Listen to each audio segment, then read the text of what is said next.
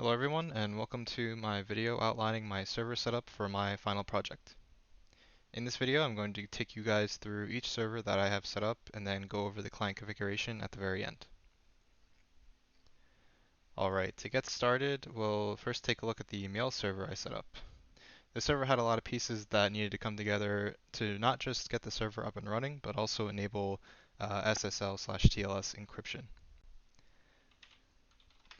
But going over the main config files, we'll first take a look uh,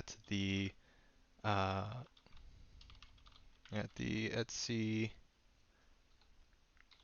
postfix, let's see, postfix main.cf file. For this file, I appended a bunch of these lines at the end to set up the SMTP daemon to use SSL encryption. So all of these lines here are configuring the SMTP daemon to use SSL encryption and begin SMTP authentication. Moving on to the postfix master CF file, I just went ahead and uncommented a couple of lines to enable TLS authentication for the mail server. So this line right here, as well as the other lines that I had uncommented in this configuration file. Moving away from postfix, I also installed dovecot as the server's MDA.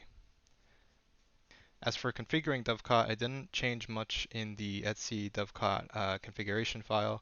But I did change the SSL configuration file for dovecot to use the key file and key sign certificate that I generated using OpenSSL. So I'll go ahead and show you that file right here. Conf ss, nope, there we go. So right here, just these two lines, I inserted the path for the mail server certificate as well as the mail server key I generated using OpenSSL. Getting on to the next server, we have the VPN server. This server was set up for users to remotely access their work desktops.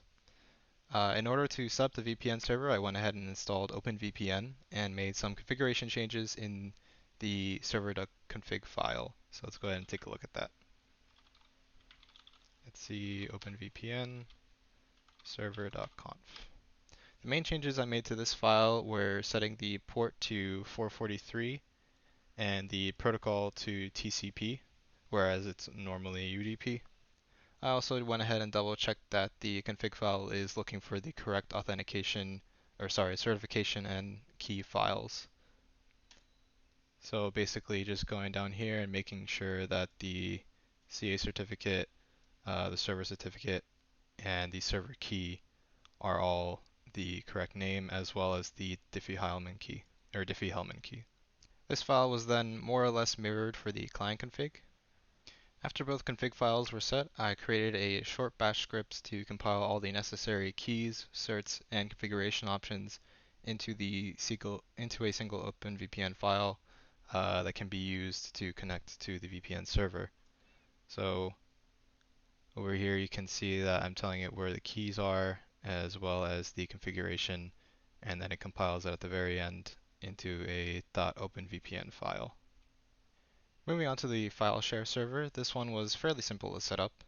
The only configuration changes that I needed to make were to the smb.conf file, where I just added an entry for the file share, along with a couple settings to disable guest access, forcing all the users that want to connect to use their credentials. So let's go ahead and take a look at that file.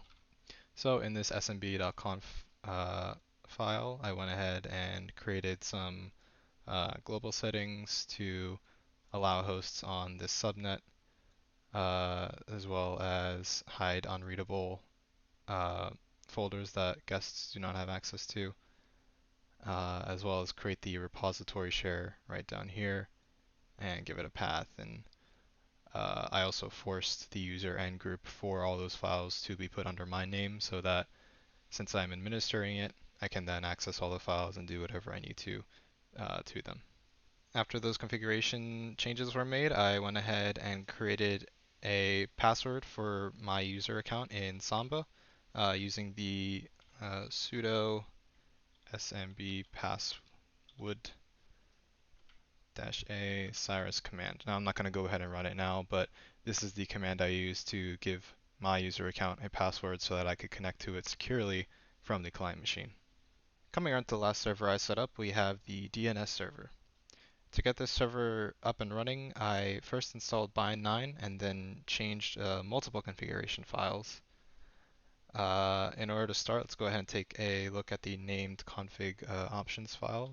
So just type in sudo nano bind named dot config dot options.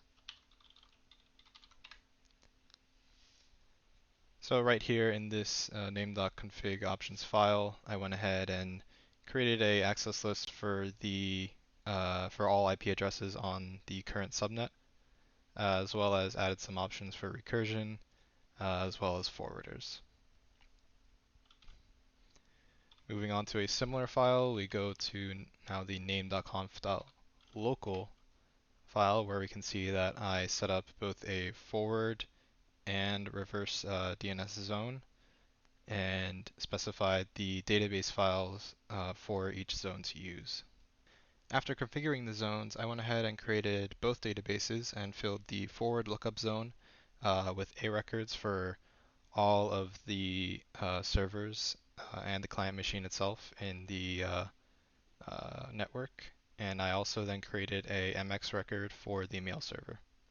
Finally, moving on to the client PC, I had made a couple changes to allow it to utilize each server. In order to have the client PC interface with the mail server, I configured the Thunderbird client to connect to my mail server, and we can see here this is one of the mailboxes I had set up, and this is a test email I sent to myself a couple days ago once I had it set up in the first place. To connect to the file share that I made on the share server, I added an entry in the etc fstab file. Let's go ahead and take a look at that.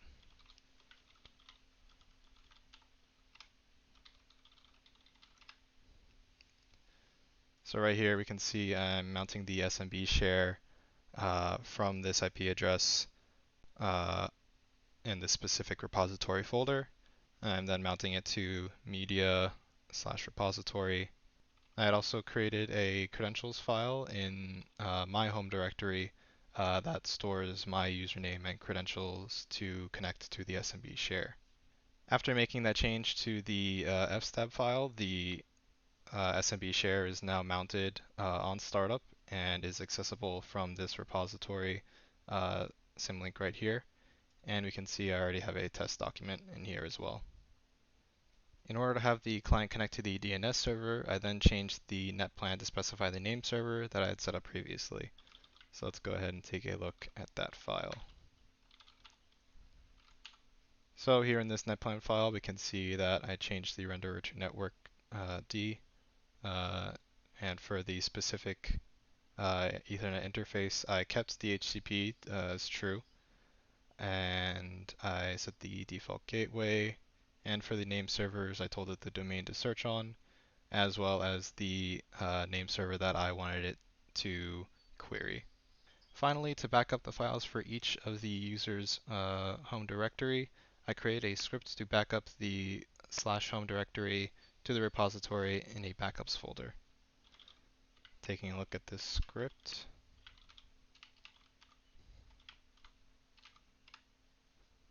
You can see I set a time variable as well as the default file name or file name structure.